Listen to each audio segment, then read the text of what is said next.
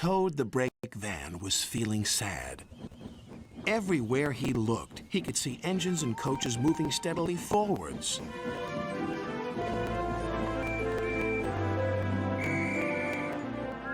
They all looked confident and cheerful. One day, he decided to talk to Oliver, the Great Western Engine. I'm always going backwards, Mr. Oliver. I have forward-thinking views. I could be a leader, if you know what I mean. You can't be a leader without a train to follow. You don't have a train, Gordon said. Toad felt sadder still. Oliver wanted to help. You're a very useful brake van, Toad. You help me brake, and you keep my freight cars in order when we go down hills. I know, Mr. Oliver, but it would be so exciting to go forwards for a change instead of always seeing things sliding away from me. The freight cars were cross with Toad. Who's he to start complaining? He's lucky to be able to look after us. Let's teach him a lesson.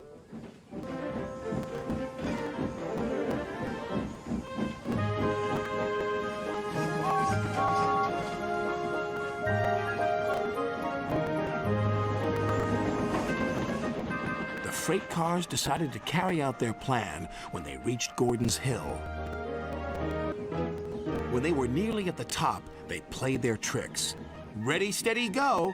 And they jerked at a coupling, which broke. We're making your wish come true, Toad!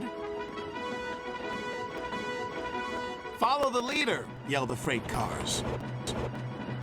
Toad was still in a state of shock, so he didn't know what to think, and he couldn't ask the conductor. He had jumped clear.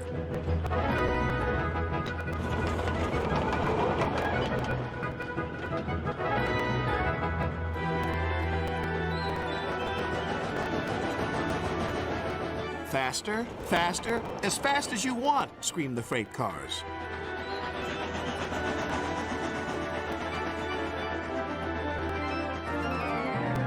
Suddenly, Toad found it fun, but the fun was soon over. A crossing lay ahead and the gates were closed. Toad couldn't stop. Worse still, Toad now realized he was on the wrong track. There ahead was Gordon.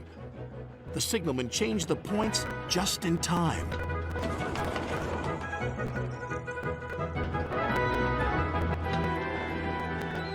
On, faster, cried the freight cars.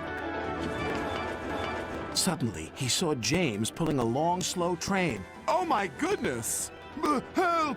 Save me! A quick-thinking shunter did, just in time. What was that? Exclaimed James. The signalman warned the station master at the next station. There's a runaway coming. We'll send him into the sidings. Help! Help! Called Toad again. Toad saw some buffers. Those'll stop me! But the points to the buffers weren't set. No! I'm back on the main line! Meanwhile, Oliver was racing to the rescue. I must catch Toad. I must! Toad sped past Henry. More danger lay ahead. Men were working on a bridge, but they had been warned about the runaway Toad and his freight cars. They diverted him onto old sidings, straight into a muddy pool.